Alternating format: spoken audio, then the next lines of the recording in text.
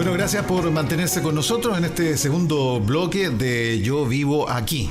Yo trabajo acá y desde este sector de Valparaíso, porque estamos confinados todavía, estamos en cuarentena, claramente en nuestra quinta región. Desde acá presentamos, no se olvide que nos están viendo en la señal digital 5.3 en Santiago, nos están escuchando aquí en nuestra quinta región en el 103.5 FM y en la página web estamos en ucbtv.cl. Vamos a seguir conversando y lo vamos a hacer con un cercano, un amigo muy querido y que tiene mucho que hablar acerca de lo patrimonial, tiene mucho que hablar de la arquitectura del puerto de Valparaíso. Proyecto Parque Barón, entre otras cosas. Vamos a hablar con nuestro amigo que ya está ahí, lo saludamos, Claudio Carrasco. Hola, bienvenido. Espérate, ahí te voy a poner el audio para que te podamos escuchar. Bienvenido, Claudio. Él es presidente del Colegio de Arquitectos de la región de Valparaíso y también es académico de la Facultad de Ingeniería de la Universidad de Valparaíso. Ahí estamos, presentados, gracias por estar con nosotros y hablar cosas tan interesantes que nos involucran, digamos, como región. Partamos con el proyecto Parque Barón, Claudio. Vino el ministro Felipe Guar, estuvo acá inspeccionando las obras, las instalaciones, digamos, que todavía no comienza, pero ya están todos los permisos. Hubo un concurso, participó mucha gente. ¿Qué tal? ¿Cómo te pareció, digamos, este primer paso de cercanía entre los proyectos? Ideas que pueden ser muy interesantes, digamos, como este borde costero, este paseo costero aquí en el sector de Barón. ¿Qué te parece, digamos, que haya sido tan masivo la participación y que se haya llegado a determinar cuál sería el proyecto? Bueno, para Valparaíso siempre es bueno poder llegar al mar y tocar la orilla, ser un ciudadano y poder caminar por el borde. Algo así tiene el paseo Wheelwright, por ejemplo. Pero uno de los antecedentes que está colocado un poco de lado acá tiene que ver con el T2, que fue en su momento, y todavía lo es, digamos, un proyecto bastante contraproducente para la ciudad, que no considera en realidad que exista una ciudad detrás de él. Pero por otro lado, esta aparición del paseo del mar, el paseo Parque Barón, claro, es interesante poder materializar que la ciudadanía pueda llegar, como decía recién, al borde de la ciudad, al borde del mar y además en un parque, digamos. Creo que el lugar así lo merita, digamos. Ahora, en cuanto al concurso, fue bastante bullado cuando fue el resultado, porque parece que hubo una relación entre el equipo ganador y parte del jurado. Fue una cosa que no quedó muy clara, ¿no? Y luego entonces el proyecto pasó a manos del ministerio para poder desarrollarlo, y fue desarrollado a puertas cerradas, digamos, sin mucha participación de la ciudadanía. En realidad, más que todo se trabajó al interior del ministerio, ¿no? ¿Quieres decir entonces, Claudio, que tú le restas relevancia a esta participación con este concurso abierto, público y con un ganador? ¿Le restas mérito, digamos? No, en ningún caso. De hecho, se hizo como tú decías, una participación masiva de la ciudadanía para poder votar el concurso ganador, ¿no? Pero te decía, por ejemplo, que cuando son cositas que sucedieron ahí mientras se hacía el concurso, ¿no? Que empezaron a circular vote por, qué sé yo, al interior de ciertas entidades universitarias, donde estaba metido uno del equipo ganador. O sea, fue una cosa así un poco rara, digamos. Ya. Pero no, en ningún caso le resto la participación ciudadana. Creo que manifestó el deseo de Valparaíso de poder tener acceso al mar. Pero convengamos, ahora, de todas formas... Perdón, es que convengamos que en todo orden de cosas, ¿no es cierto? En toda acción social de participación ciudadana van a haber bloques, van a haber tendencias y van a haber legítimas aspiraciones que se puede politizar en algún momento. Pero en el global podemos mirar con que hay una obra, con que hay un proyecto, con que se llega a constituir definitivamente, se llega a seleccionar una persona, se gana y ahí está, digamos. ¿En ningún momento ustedes tomaron participación como colegio de arquitectos, digamos, en alguna de las etapas de este proyecto? Como Colegio Arquitecto de Valparaíso, no. Ya. Y tampoco tenías conocimiento digamos, de los participantes, cuál era el nivel, era gente común y corriente que tenía un concepto, una idea, digamos, cómo ordenar, cómo darle una mejor vida, digamos, al paseo costero, o eran profesionales. ¿Cuál fue, digamos, la gente que participó? ¿Tienes conocimiento de eso? Sí, bueno, todos profesionales, muchos arquitectos, personas que saben de trabajar con el borde en el mar, gente algunas de la misma región o de Valparaíso también participaron en el concurso. No, en ese sentido, bien, digamos, no hay mucho que decir sobre eso. Ya, perfecto. Ahí está digamos, el proyecto. De hecho, vamos a mostrar algunas imágenes. Yo no sé si puedes tú ahí, por ejemplo, bueno, ahí tenemos, recordemos que también hay que proteger todo el sector ahí de la bodega Simón Bolívar, que es fundamental. Claro. Se puede modernizar, pero y ahí te quiero preguntar, ¿cuál es el límite de modernizar y respetar lo tradicional de esta bodega Simón Bolívar?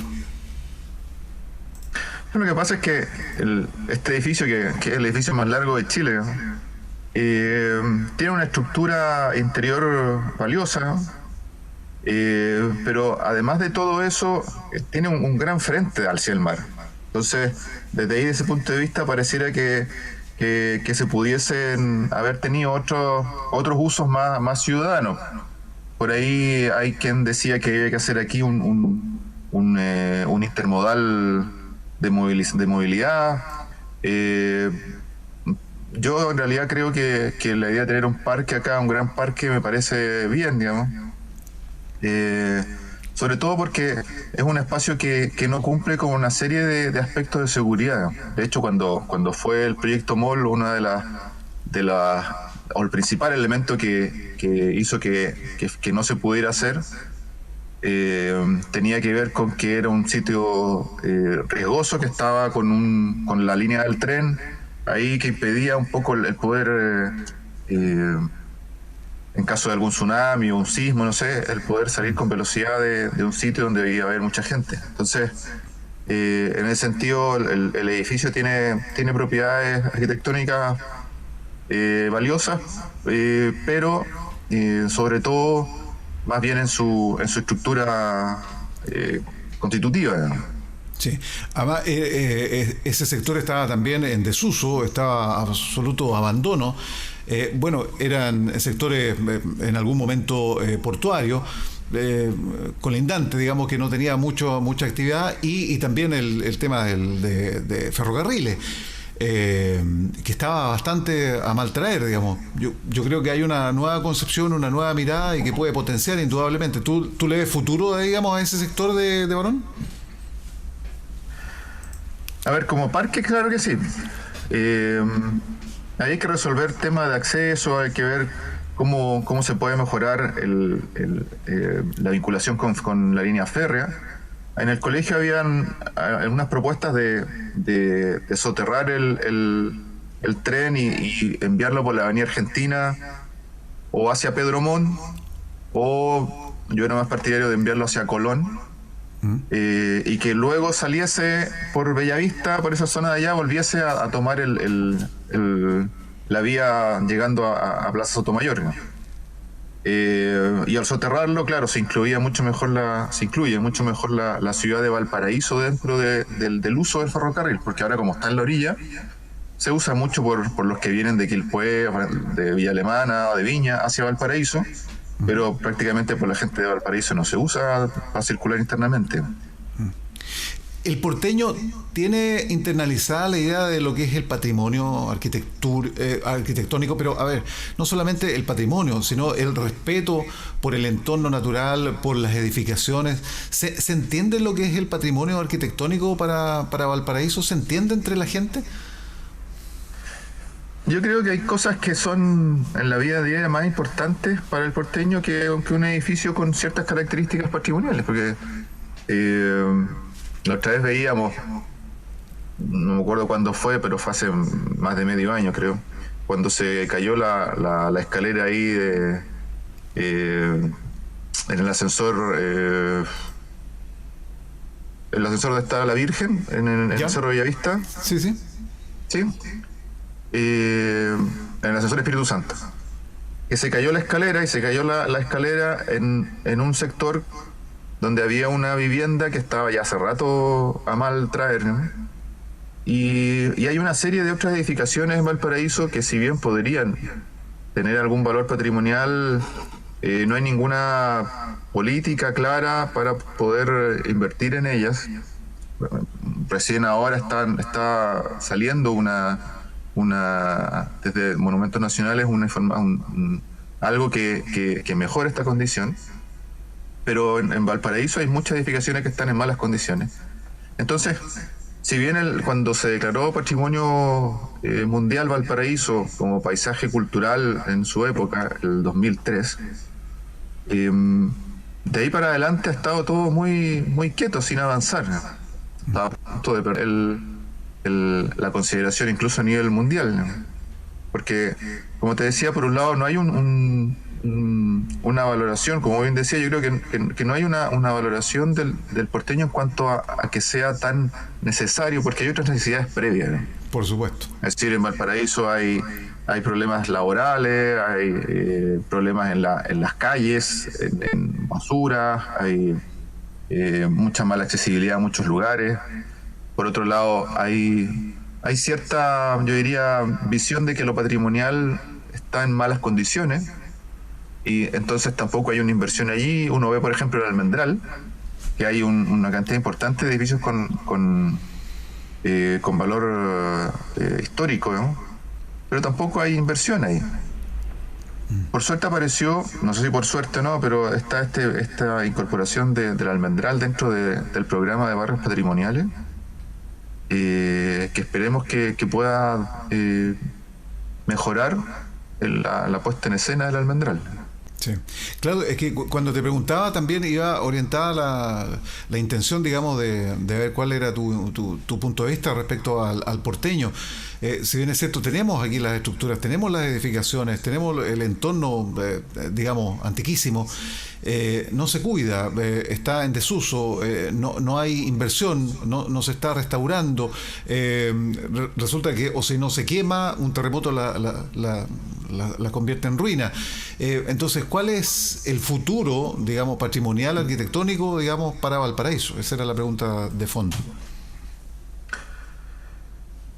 A ver, esto requiere una inversión, un programa del Estado, ¿no? Valparaíso, políticamente, yo diría, está bien abandonado desde ese punto de vista, ¿no? Se han hecho ciertos esfuerzos, como hay un bien público de Corfo que se está desarrollando, que precisamente busca recuperar el sector Almendral, el sector Metropuerto, al evidenciar las características de cada uno de las inmuebles, para que un inversionista pueda, si quiere, venir a invertir ahí. Pero yo creo que hay un aspecto en lo patrimonial que va más allá de los edificios, que es en el fondo la cultura porteña, ¿no? Que hay ciertos valores que pareciera ser que no logran cuajar desde el punto de vista de acercar lo cultural, digamos, inmaterial, ¿no? con estos inmuebles, porque estos inmuebles están, no sé, muchos inmuebles están en manos de personas que ni siquiera viven en Valparaíso, ¿no? Y hay varios inmuebles, yo te ponía el caso del Almendral, que están ahí abandonados, a la espera de que el precio del suelo suba o cosas así, Claro. que no tienen que ver con una identidad ni porteña, pensando en lo patrimonial asociado a lo cultural inmaterial, ¿no? No está en el sentido tampoco asumido por la ciudadanía, porque siguen estando en una condición bastante ajenas al suceder cotidiano. Y como te decía, las preocupaciones del porteño son otras, más allá de que el edificio esté con un valor patrimonial, y posiblemente para los que tienen una visión, yo diría, no con necesidades inmediatas en cuanto a parar la olla o a poder tener una escalera en buenas condiciones, por ejemplo. Mucha gente tiene que circular por una serie de malas condiciones urbanas para llegar a sus casas. Hace falta en realidad una política que no solo ponga en valor esos edificios dentro de sí mismos, es decir, que los recupere, sino que además haga que la ciudadanía pueda participar de esos procesos. Y en ese sentido, posiblemente un plan de desarrollo comunal debiese tener una mirada con una participación en cuanto a lo patrimonial mucho más rica. Por ejemplo, en Valparaíso hay otros elementos patrimoniales que son súper importantes, que tienen que ver con lo natural, ¿no? Con todos los servicios ambientales que pudiesen tener la ciudadanía, que entre paréntesis, los últimos incendios que han habido tienen que ver precisamente con el descuido sobre la vegetación de la ciudad. Están todas las quebradas, están todos estos lugares que desde el punto de vista biológico pueden ser súper buenos, ¿no? Pero que tampoco están dentro de una política de recuperación. La accesibilidad a estos lugares tampoco es buena. Ayer, el viernes pasado, en una reunión que tuvimos con Serviu, por el COSOC Serviu, el Colegio de Geógrafos presentó toda esta quebrada que está ahí bajando por Mata, en Cabritería, ¿no?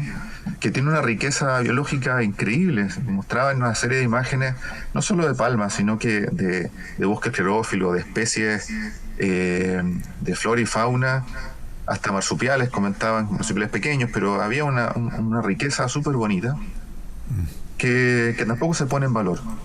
Entonces ahí yo diría que lo patrimonial no solo hay que poner ojo en lo que tiene que ver con los inmuebles, ¿no?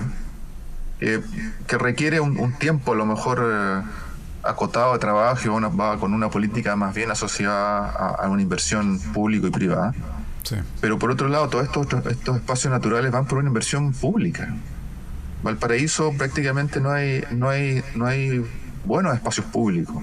Las plazas del centro, de acuerdo, pero en los cerros tampoco hay espacios públicos de calidad, son puras calles y escaleras. Entonces, posiblemente de hecho dan ganas de que la estructura de recuperación de lo patrimonial de Valparaíso ponga en valor todo este soporte territorial, biológico, asociado a una calidad de espacio público.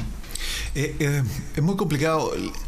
La pregunta es, ¿le hacen a ustedes algún requerimiento técnico desde la municipalidad, desde el gobierno regional, digamos, por ejemplo, para las nuevas construcciones, para los nuevos proyectos inmobiliarios?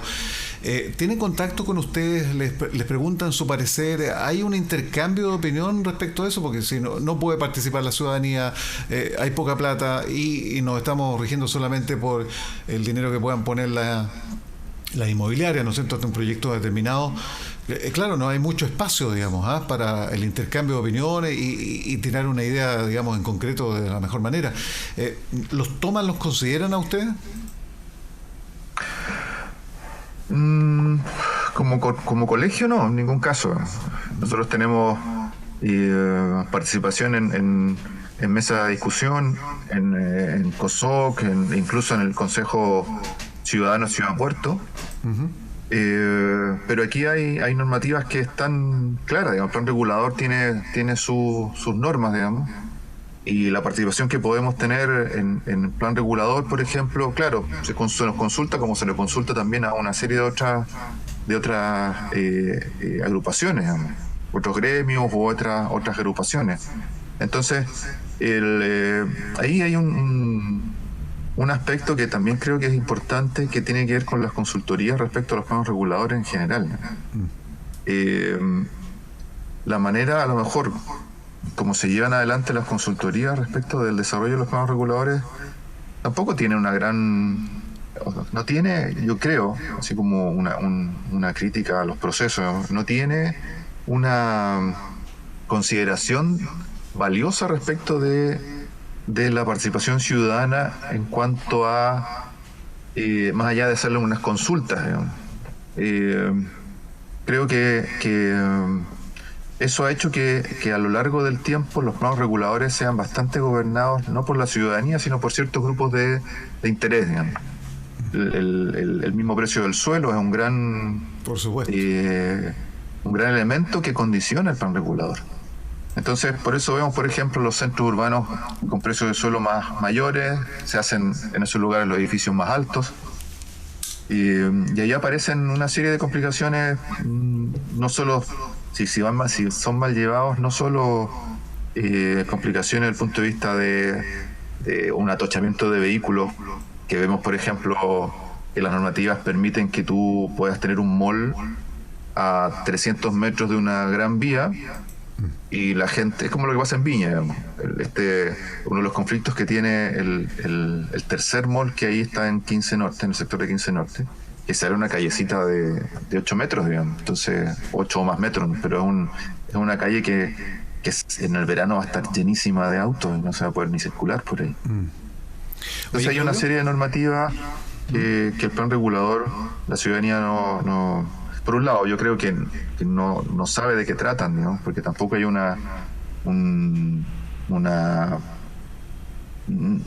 diría que la participación debería ser más informada, digamos, más educada la participación. Uh-huh. Te quería preguntar también, Claudio, por una cantidad de inmuebles que están a punto de desarmarse. Eso es, digamos, lo que está sucediendo en Valparaíso. Se hizo un catastro, digamos, hay muchas, sobre 1.000 casas que están en paupérrimas condiciones estructurales, digamos, que esto conlleva también a las instalaciones eléctricas, que conlleva a los incendios.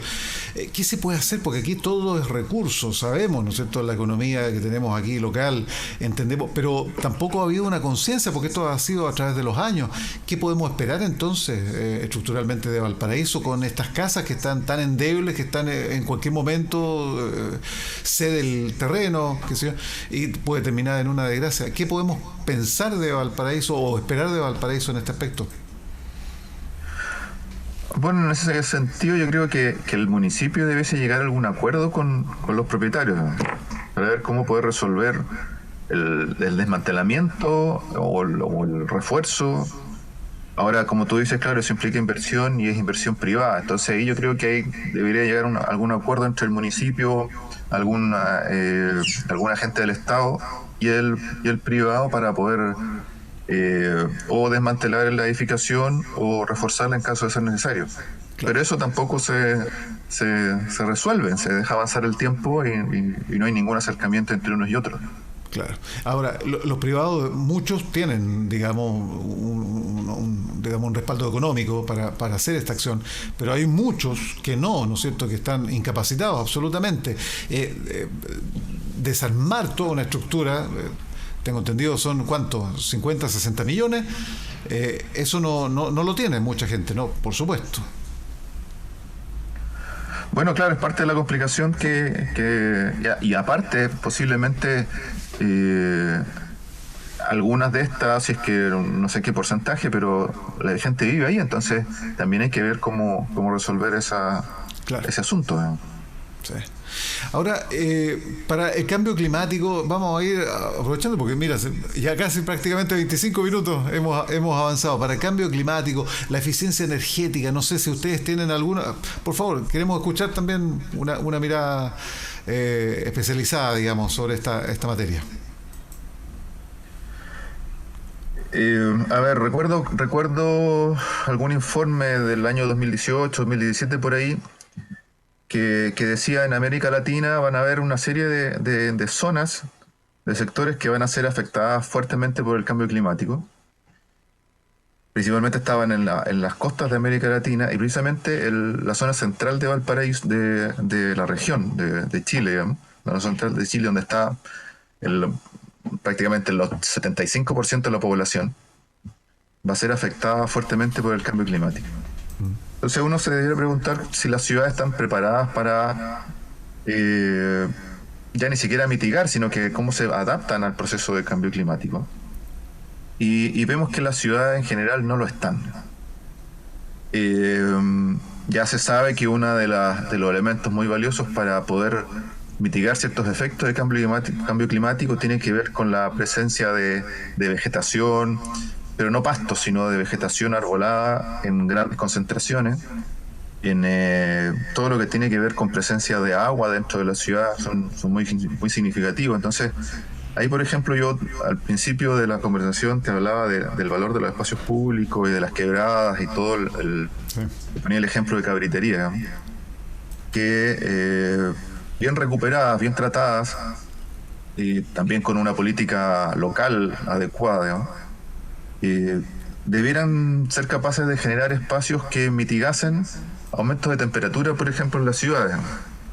Los centros urbanos, como vemos acá, por ejemplo, que en cualquier parte del plan de Valparaíso, hay prácticamente cero vegetación, por ejemplo. Y eso hace que, sumado a la altura de los edificios, a los edificios que son de hormigón, vidrio, acero, que son materiales minerales, ¿no? Con calles estrechas y más bien calles altas, se generen lugares con una concentración de calor durante la noche súper importante, digamos, porque hay unos, no solo materiales, sino que hay un gran uso de vehículos, hay un gran uso de aire acondicionado en los edificios. Entonces, por ejemplo, nosotros, me refiero a nosotros desde la universidad, hemos medido temperaturas en Valparaíso en invierno y verano, días soleados, días nublados respecto del centro comparado con la periferia. Y hay hasta 8 grados de diferencia entre el centro de la ciudad y la periferia en el verano. Y eso hace, por ejemplo, que los edificios en los centros urbanos consuman más energía para poder mantener ciertas condiciones interiores, ¿no? Pero además el espacio de la calle se vuelve un poco hostil, digamos. Hostil no solo por el ruido, sino hostil más bien por las características climáticas. Vemos que en otros lugares, con estas olas de calor, en Europa principalmente, ha muerto gente en los veranos, digamos. 1.000, 2.000 personas se han muerto precisamente por estos momentos de ola de calor. Entonces, respecto al cambio climático, yo diría que las ciudades no están preparadas, no hay una política que tome en serio esto. El año pasado, a propósito de la COP25, me tocó participar en un informe que se hizo para el Ministerio de Ciencias, ¿no? Y ahí quedaba en evidencia que estábamos bastante distantes de poder tener políticas locales que pudiesen mitigar este proceso en la ciudad. Yo apostaría por mejorar las calidades de los espacios naturales, ojalá en Valparaíso recuperar todas las quebradas, por ahí ya entre biólogos, entre geógrafos, más gente entendida, Trabajo conjunto. plantean lo mismo, digamos. Es decir, la calidad del espacio público pasa también por la integración de los procesos naturales dentro de lo patrimonial del ser humano. Bueno, Claudio, nos pilló 28 minutos de conversa, hemos visto algunas imágenes, hemos retratado la actualidad para el Valparaíso, los desafíos, que son muchos a la luz de todo lo que hemos estado escuchando. Pero nos parece interesante, ojalá tengamos oportunidad de seguir conversando de esta y otras materias, porque queremos a Valparaíso, queremos nuestra quinta región, queremos respetar lo patrimonial también, queremos complementarlo con ideas nuevas, con proyectos y desafíos nuevos medioambientales también que necesitamos en demasía. Así que eso, dejarte un saludo muy grande, muchas gracias y un reconocimiento por toda la gestión que hacen ustedes también, ¿eh? Bueno, gracias Jorge por la invitación y espero que la repitamos. Saludos. Absolutamente.